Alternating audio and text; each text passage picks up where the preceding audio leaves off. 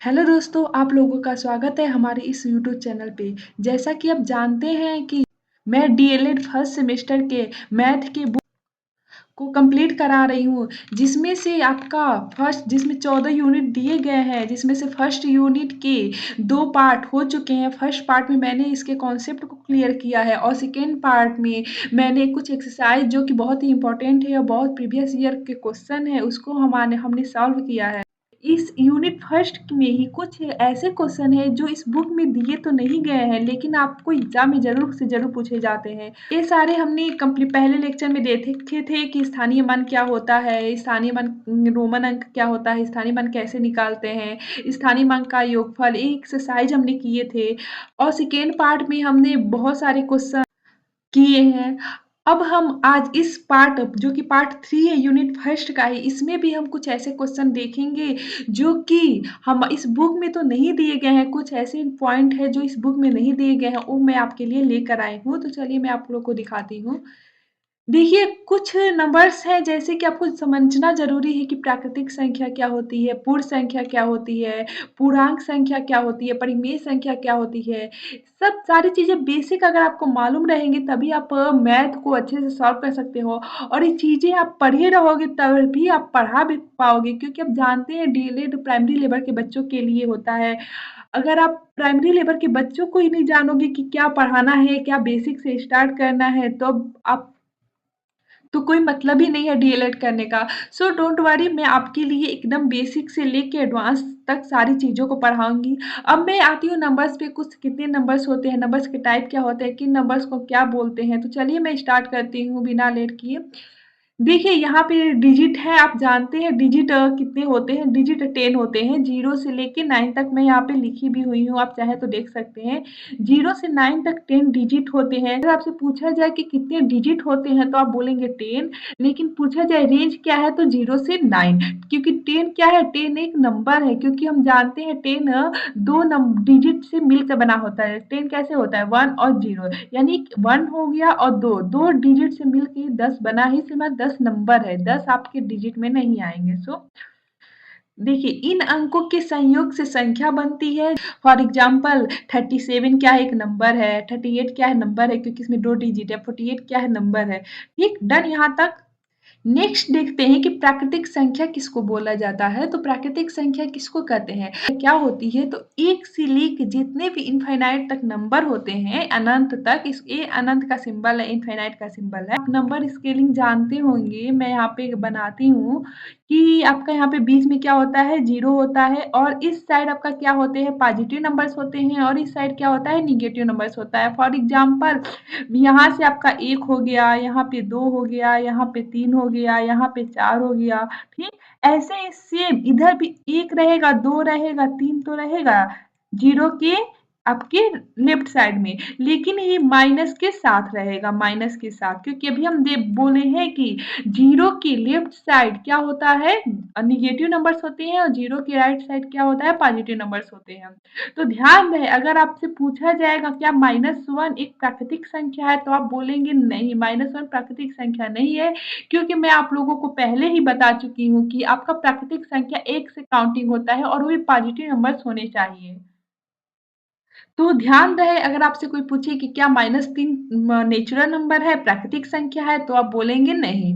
ठीक, अब हम देखते हैं नेक्स्ट हमारा हेडिंग क्या है। नेक्स्ट हेडिंग है पूर्ण संख्या। पूर्ण संख्या क्या होती है, तो जब हम 0 से गिनना स्टार्ट करते हैं तो हम उसे पूर्ण संख्या कहते हैं। 0 से लेकर इनफाइनाइट तक हमारे जितने भी नंबर्स होते हैं वो सारी की सारी पूर्ण संख्या है। ओके, देखिए, अगर आपसे पूछा जाए कि क्या एक पूर्ण संख्या प्राकृतिक संख्या है, क्या पूछा जाए क्या पूर्ण संख्या प्राकृतिक संख्या है, तो आप बोलेंगे नहीं, क्योंकि पूर्ण संख्या में तो 0 भी आ जा रहा है, और क्या 0 प्राकृतिक में आता है, नहीं, नहीं आता है ना। तो क्या हम पूर्ण संख्या को प्राकृतिक संख्या बोल सकते हैं, बिल्कुल नहीं। हाँ, एक क्वेश्चन आपसे ये भी पूछा जाता है कि क्या प्राकृतिक संख्या क्या को पूर्ण संख्या बोला जा सकता है, तो बिल्कुल, क्योंकि प्राकृतिक संख्या 1 से स्टार्ट होता है, और 1 से हमारी काउंटिंग पूर्ण संख्या में भी आती है। इस वजह से हम सारे के सारे प्राकृतिक संख्या को पूर्ण संख्या बोल सकते हैं। इस पॉइंट को नोट डाउन कर लीजिएगा अपने नोट्स में। ओके, देखिए यहाँ पे लिखा भी गया है, मेंशन भी किया हुआ है, इम्पोर्टेंट है, पूछा हुआ क्वेश्चन है। सभी प्राकृतिक संख्या पूर्ण संख्या है, लेकिन सभी पूर्ण संख्या प्राकृतिक संख्या नहीं है। रीज़न मैं बता भी दी क्यों प्राकृतिक संख्या पूर्ण संख्या है और क्यों पूर्ण संख्या प्राकृतिक संख्या नहीं है। तो यहाँ तक सबको क्लियर है तो डन, मैं आगे चलूँ? नेक्स्ट देखिएगा, नेक्स्ट हेडिंग क्या है? नेक्स्ट है पूर्णांक संख्या। पूर्णांक संख्या किसको कहते हैं? अभी मैं आप लोगों को एक स्केलिंग बताई हूँ कि स्केल देखिए यहाँ पे आपको मेंशन की स्केल बना भी है कि बीच में क्या है आपका यहाँ पे 0 दिखता होगा। 0 के लेफ्ट साइड क्या है आपका? 0 के लेफ्ट साइड नेगेटिव नंबर्स हैं, दिख रहे हैं? 0 के लेफ्ट साइड नेगेटिव नंबर्स है और 0 के राइट साइड पॉजिटिव नंबर्स है, ओके? तो ये जितनी भी नेगेटिव पॉजिटिव इस सारे के सारे नंबर्स को अगर हम देख के ग्रुप बना के चले तो ये सारे नंबर्स को हम क्या बोलेंगे? पूर्णांक बोलेंगे, ओके? सो आपसे पूछा जाए कि 0 क्या एक पूर्णांक संख्या है तो आप बोलेंगे हाँ। अगर आपसे पूछा जाए 0 प्राकृतिक संख्या है तो गलत, नहीं। 0 पूर्ण संख्या है तो सही, ओके? यहाँ तक क्लियर हुआ? देखिए यहाँ पे नोट में लिखा भी गया है कि सभी ऋणात्मक व धनात्मक व शून्य पूर्णांक संख्याएं होती हैं, पूर्णांक इनको पूर्णांक संख्याएं कहते हैं। तो आप इसको देखिए मैं जितना भी पढ़ा रही हूँ अच्छे से नोट्स बनाते चलिएगा क्योंकि हर एक चीजें आपको यहाँ पे बताई जा रही है जो भी डीएलएड ये फर्स्ट सेमेस्टर में आपसे पूछे जाएंगे और अगर आप नोट्स बनाए रहेंगे तो आपके लिए बेनिफिट है। आप एग्जाम टाइम बस उसको एक नज़र देख भी लेंगी और क्वेश्चन सॉल्व कर लेंगी तो आपके लिए बेनिफिट है। चलिए हम आगे देखते हैं। नेक्स्ट इसको मैनेज कर लेती हूँ और इसको ऊपर मैं कर लेती हूँ। हाँ, यहाँ पे देखिएगा नेक्स्ट यहाँ पे क्या लिखा गया है? परिमेय संख्या। तो परिमेय संख्या किसको कहते हैं? अब इस वर्ड को समझिएगा। देखिए इसके आगे क्या लिखा है? जिन संख्याओं को p बाई क्यू के रूप में लिखा जा सकता है उसे परिमेय संख्या कहते हैं, ठीक? जिसे p बाई क्यू का मतलब है कि जिसमें जैसे हम लिख देते हैं 5/6, ओके? जैसे कोई भी हम नंबर लिखते हैं तो क्या लिखते हैं? जैसे 32 लिख रहे हैं तो क्या 32 एक परिमेय संख्या है? तो बिल्कुल 32 परिमेय संख्या है क्योंकि इसका भी बट्टे क्या होता है? 1 होता है। ये ना समझिएगा कि 32 को हम बट्टे में नहीं लिख रहे हैं, पी बाई क्यू के फॉर्म में नहीं लिख रहे हैं तो ये परिमेय संख्या नहीं है, परिमेय संख्या ये भी है। तो यहाँ पे आप देखेंगे कि 32 क्या है? 32 भी एक परिमेय संख्या है। यहाँ पे आपको डिफिनीशन में लिखता होगा जिन संख्या को पी बाई क्यू के रूप में लिखा जा सकता है उसे परिमेय संख्या क्या कहते हैं, ओके? 5 को हम अंश कहेंगे और 6 को हर कहेंगे। मीन्स के बट्टे के ऊपर जो भी डिजिट होते हैं या जो भी नंबर्स होते हैं उनको हम हर, अंश और जो बट्टे के नीचे होते हैं जो डिजिट या नंबर होते हैं उनको हम हर कहते हैं, ओके?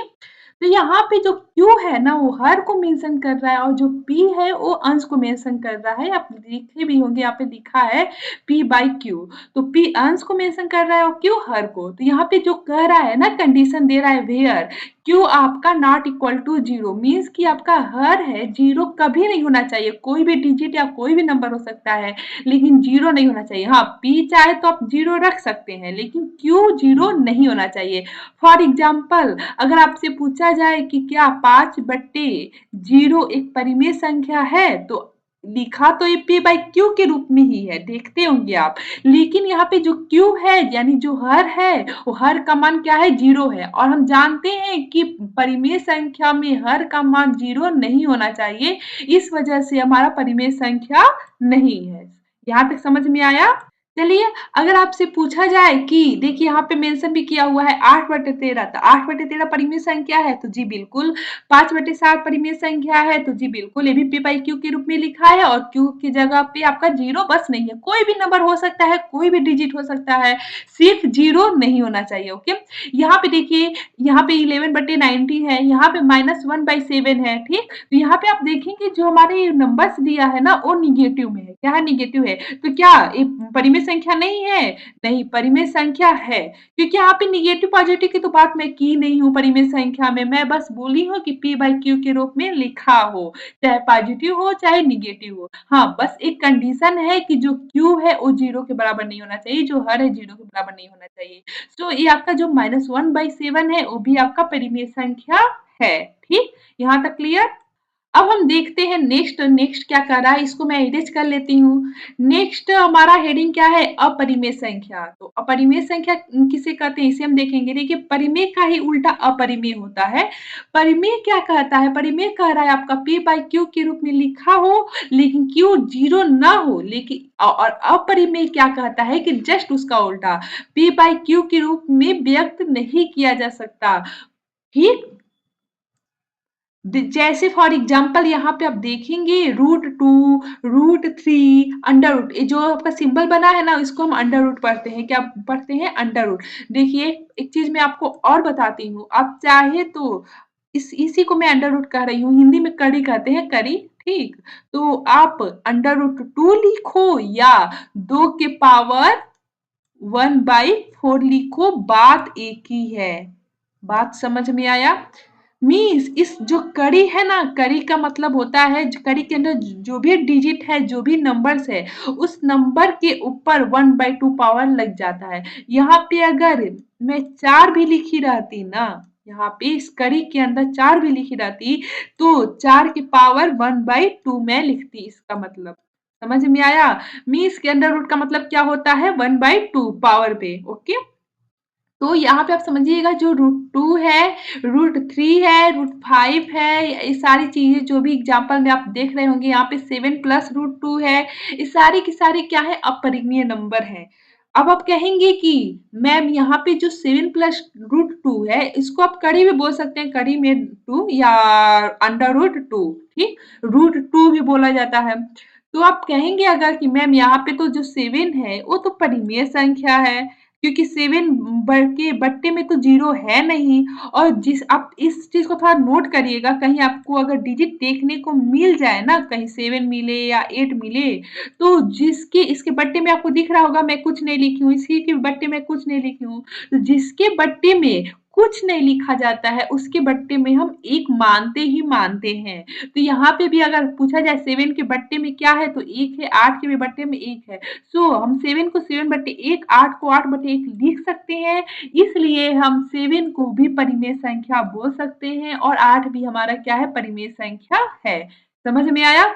यहाँ पे आप देखेंगे जो 7 है ये सिंगल नहीं है, इसके साथ रूट जुटा हुआ है प्लस के साथ।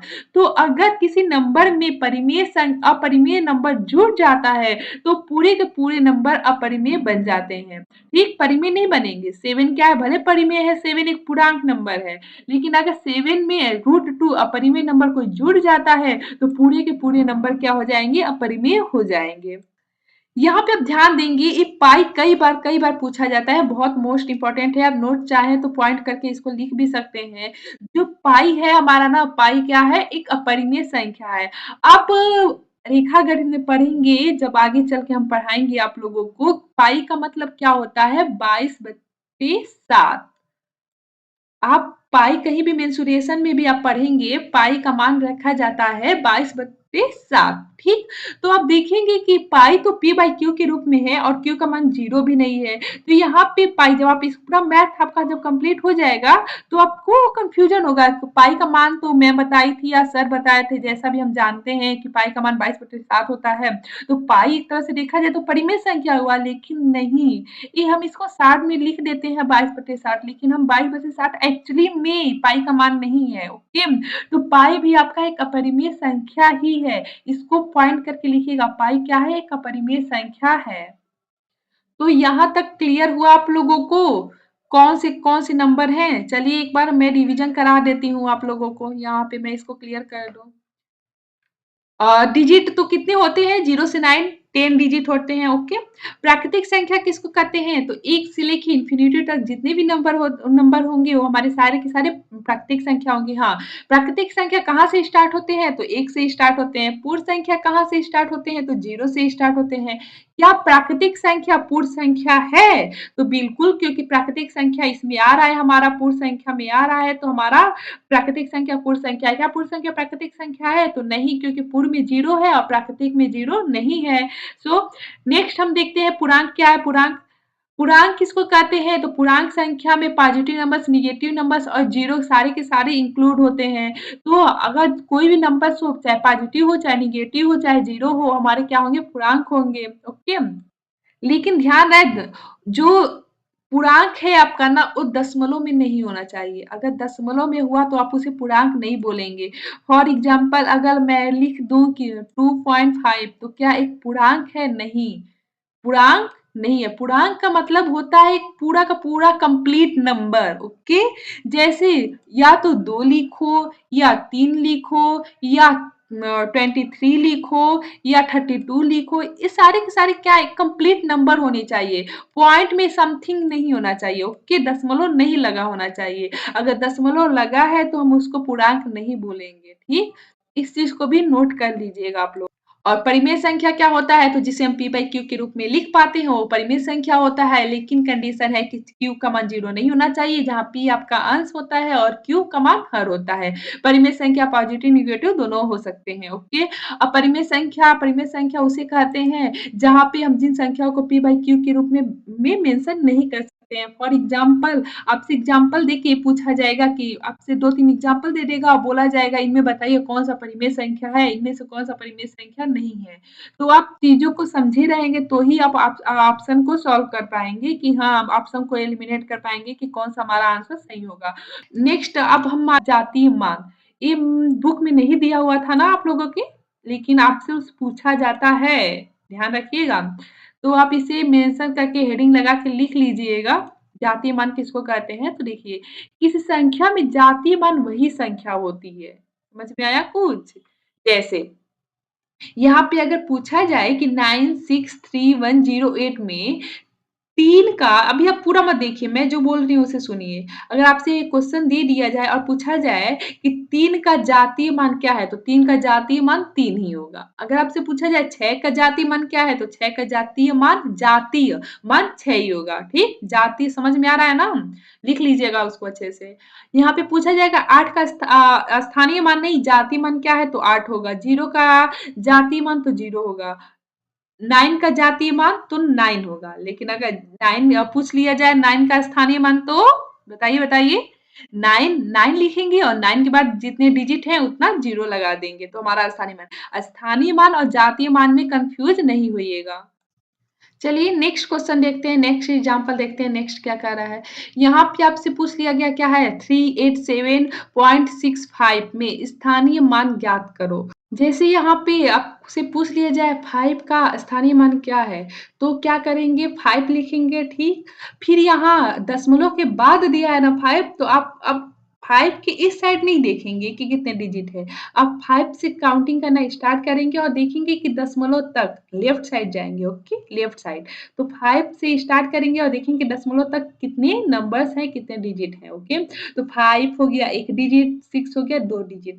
2 डिजिट है ना तो आप क्या करेंगे 2 ज़ीरो लगा देंगे यानी 100 हो जाएगा, 100 से क्या करेंगे भाग देंगे। अभी हमारी गुणा सिखा रही थी, गुणा कर रहे थे क्योंकि वो दशमलव के इस साइड हुआ करते थे। एक चीज़ और मैं आपको बता दूँ अगर आपको मालूम नहीं है तो, जैसे मैं 37 लिखी, ठीक? तो 37 में को मैं 37.0 भी लिख सकती हूँ, ध्यान रहे। क्योंकि हम जानते हैं ना कि दशमलव के बाद 0 की कोई वैल्यू नहीं होती है। हाँ, अगर इस 0 के बाद कोई डिजिट होता आपका 1 से लेके 9 के बीच में कोई डिजिट रहता, तब इस 0 की वैल्यू होती, तब ये दशमलव नंबर्स ही आपके पढ़े जाते। बट अगर आपका 5 ना हो या कोई डिजिट ना हो, दशमलव के बाद 0 लगा हो बस, तो हम इसको सिंपली 37 बोल सकते हैं। कोई ज़रूरी नहीं है हम बोले 37.0, ओके? तो आपको पॉइंट 0 लगाना ये ज़रूरी नहीं है।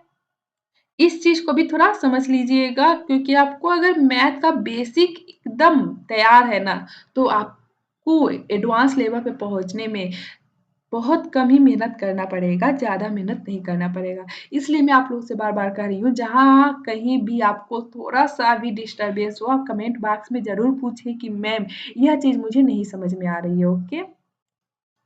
तो चलिए समझ में आया आप लोगों को ना? यहाँ पे तो 5 डिवाइड 100 कर दिए, ठीक? और मैं आपको पार्ट 2 में बता भी चुकी हूँ कि जब डिवाइड 100 होता है तो कितने आपके यहाँ पे ज़ीरो हैं? 2 ज़ीरो हैं, तो जब आपका 1 सेकंड मैं इसको लिख देती हूँ। यहाँ पे 5 बटे 100 लिखा है ना, तो इसको हम ऐसे भी लिख सकते हैं 5 ठीक? डिवाइड 10 ओके कितने जीरो हैं? 2 जीरो हैं, तो इस पे पावर हम क्या चढ़ा देंगे? 2। ठीक, इतना हो गया। अब इसके बाद 5 को 5 लिख देंगे और अब देखेंगे यहाँ पे डिवाइड है ना, तो डिवाइड को जब हम गुणे में बदलेंगे ना, तो जो भी ये पावर रहेगा ना 10 के पावर, जो भी पावर रहेगा ये नेगेटिव में बदल जाएगा। मीन्स कि 10 के पावर -2 हो जाएगा। कि अगर हम 10 के पावर 2 को ऊपर ले जाएं, तो ये जो 2 है, ये पॉजिटिव था, ये क्या हो जाएगा? नेगेटिव हो जाएगा। यहाँ पे 5 × 10⁻² है ना, अब इसको हम कैसे लिख सकते हैं? तो अभी हम देखे थे, ऊपर आपको बताया है 37 को 37.0 लिखा जा सकता है। बोलिए, ऐसे ही 5 को 5.0 लिखा जा सकता है। कोई समस्या आप लोगों को? नहीं ना? यहाँ पे 5 को 5.0 मैं लिख दी, ओके। अब देखिएगा, यहाँ पे मैं लिख देती हूँ इंटू 10 के पावर -2, ओके। अब क्या होगा कि ये दशमलव है ना, दशमलव आपका लेफ्ट साइड भागेगा। कब? जब आपका 10 के पावर -2 हो तब। जैसे अब देखिए, मैं इसको जब मैं सॉल्व करूंगी ना, तो मैं लिखूंगी 0.05। अभी आप देखते होंगे यहाँ पे दशमलव क्या था? 5 के बाद था ना। अब यहाँ पे चूंकि हम 10 के पावर -2 से गुणा कर रहे हैं ना, तो इस गुणा को कैसे करेंगे? 10 के पावर -2 है ना, तो 2 इधर इस साइड लेफ्ट साइड भगेगा दशमलव, ठीक। अगर वही, पहले इतना समझ लीजिए, अगर वही यहाँ पे 2 के बदले 3 रहता, तो हम क्या करते हैं? 3 डिजिट दशमलव को लेफ्ट साइड घिसका देते हैं। देखिए, ये आपका आंसर होता, ओके। अगर आपका यहाँ पे 3 ना हो के क्या होता? 4 पावर होता, 10 के पावर 4, तब हम क्या करते हैं कि यहाँ पे दशमलव को 4 डिजिट खिसकाते, किस साइड? Left side. देखिए, तब आपका आंसर ए होता, ठीक। तो दशमलव लेफ्ट साइड जाता है जब 10 के पावर माइनस में कोई नंबर्स होता है, ठीक। इस पॉइंट को पॉइंट कर लीजिएगा। दशमलव कब लेफ्ट साइड भगेगा? जब हम 10 के पावर माइनस कुछ है संख्या है, उस संख्या से गुणा कर रहे हैं, तो दशमलव लेफ्ट साइड भगेगा। लेकिन अगर 10 के पावर कोई पॉजिटिव नंबर्स है, ठीक, तो तब दशमलव आपका राइट साइड भगेगा। इस पॉइंट को नोट कर लीजिएगा। कैसे? चलिए समझाते हैं। जैसे आपका लिखा गया है कि 5 इंटू 10 के पावर 2। अभी हम क्या देख रहे थे? -2। अब हम क्या देख रहे हैं? 10 की पावर 2। इसका मतलब कि हम 5 को 5.0 लिख सकते हैं। 5 को, इसमें कोई प्रॉब्लम तो नहीं होगी आप लोगों को, क्योंकि मैं बता चुकी हूँ कि अगर दशमलव के बाद 0 है, 0 के बाद कोई डिजिट नहीं है, कोई नंबर्स नहीं है, तो इस 0 का कोई मतलब नहीं होता है। तो हम 5 को 5.0 लिख सकते हैं, ठीक। अब हम यहाँ पे इसको उतार देते हैं गुणे 10 के पावर 2, ठीक। अब क्या करेंगे कि यहाँ पे 2 क्या है? पॉजिटिव है, तो 2 आपका जो दशमलव है ना, दशमलव किस साइड भगेगा? राइट साइड, ठीक। तो दशमलव 2 10 पे कितना घात है? 2 घात है ना, तो दशमलव 2 डिजिट इधर राइट साइड भगेगा। मीन्स कि हम क्या लिख देंगे यहाँ पे? 5 और डबल 0, और यहाँ पे दशमलव यहाँ पे लगा के इसको ऐसे लिख देंगे, ठीक। अब यहाँ पे दशमलव के बाद 0 लगा दिए, 2 डिजिट इधर हमारा खिसक गया। अब आपको जानते हैं कि अगर दशमलव के बाद 0 हो, 0 के बाद कोई नंबर्स ना हो, तो क्या इस 0 को लिखना ज़रूरी है? नहीं, ठीक। तो 0 को लिखना ज़रूरी नहीं है, तो 0 को क्या करते हैं? हटा देते हैं। हमारा रिजल्ट क्या आया? 500। तो आप समझे? 5 में इंटू 10⁻²। अभी मैं आपको समझा भी रही थी, अगर कहीं 500 लिखा हो, तो हम इसको 5 इंटू 10 के पावर 2 लिख सकते हैं। और देखिए कैसे सॉल्व हुआ, तरीका भी अब जान गए, ठीक। तो ये चीज़ आपको जानना ज़रूरी था, आप जानते तभी आप इस चीज़ को, अगर दशमलव में कोई संख्या दे दिया और स्थाई मान पूछ लिया, तभी आप सॉल्व कर पाएँगे, नहीं तो ऐसे नहीं सॉल्व कर पाएँगे। ये बेसिक आपको मालूम होना चाहिए। तो चलिए देखते हैं, अब क्वेश्चन को हम सॉल्व करके देखते हैं। यहाँ पे पूछ लिया गया कि 6 का स्थानीय मान क्या है? तो 6 क्या लिखेंगे? हम 6 लिखेंगे और देखेंगे कि दशमलव के बाद है 6, तो हम क्या करेंगे? डिवाइड, और कितना 0 लगाएँगे? 6 से स्टार्ट करेंगे काउंटिंग, कहाँ तक? दशमलव तक करेंगे, तो 1, और कोई नंबर्स है नहीं, तो बस 1 0 लगा देंगे, ठीक। तो कहीं आपको रिजल्ट ये देखने को मिलेगा और कहीं रिजल्ट आपको क्या देखने को मिलेगा?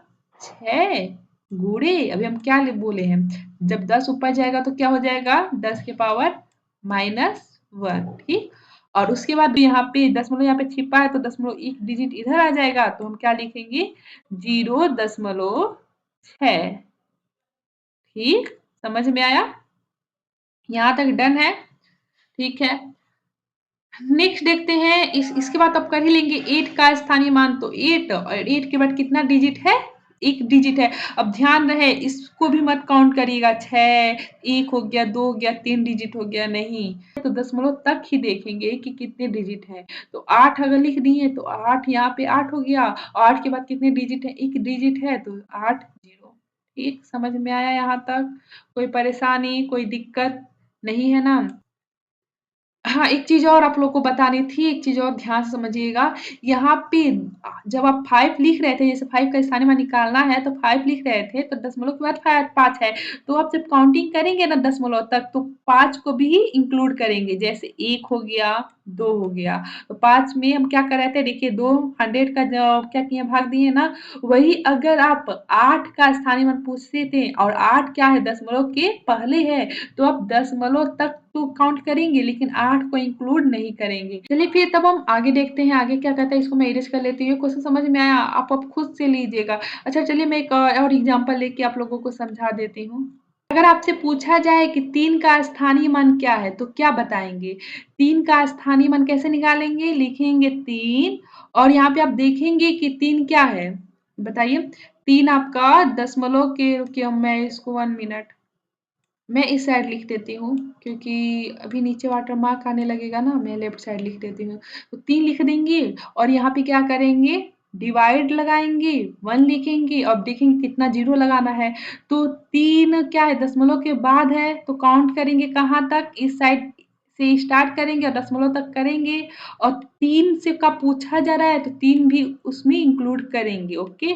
तो 1 हो गया आपका, कितना हो गया, 1, 2, 3, 3 डिजिट हो गए तो यानी 3 हम 0 लगा देंगे।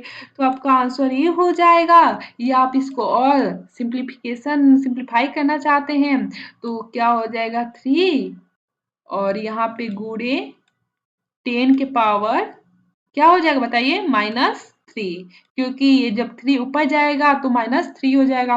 और अब दशमलव हम यहाँ पे छिपा हुआ है, 3 के बाद दशमलव छिपा हुआ है, तो दशमलव इधर किधर भागेगा, लेफ्ट साइड, क्योंकि 10 के पावर क्या है, माइनस में है 3, तो 3 नंबर्स इधर भागेंगे तो दशमलव 003 लिख देंगे तो ये हमारा क्या आ जाएगा, आंसर आ जाएगा, ओके। 9 का आपका पूछ लिया जाएगा स्थानीय मान, तो 9 का क्या हो जाएगा, 0.9 हो जाएगा, ठीक। 3 का स्थानीय मान पूछा जाएगा तो 3 का स्थानीय मान 30 हो जाएगा। 5 का स्थानीय मान क्या होगा, तो 5 का स्थानीय मान 500 होगा। तो ऐसे बहुत सारे नंबर्स आप लेके खुद से ट्राई कर सकते हैं, प्रैक्टिस कर सकते हैं, ठीक। वैसे मैं बहुत सारा कराई भी हुई हूँ आप लोगों को।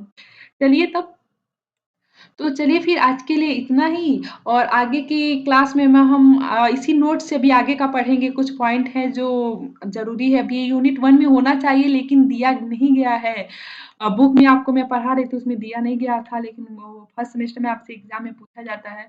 तो ये चीज़ें हैं, सबसे छोटी संख्या 3 अंकों की, सबसे छोटी संख्या 3 अंकों की तो मैं बता चुकी हूँ आप लोगों को, यूनिट पार्ट 1 में बताई थी। एक पूर्ववर्ती क्या होता है, अनुवर्ती क्या होता है, ये भी पूछा जाता है, बहुत बार पूछा भी गया है को आपको एग्ज़ाम में। तो ये हम नेक्स्ट क्लास में देखेंगे, आज के लिए इतना ही। और ठीक है तब, अब यहाँ तक आपको अगर चीज़ें समझ में आ रही हैं तो प्लीज़ चैनल को सब्सक्राइब करें, लाइक करें, ओके।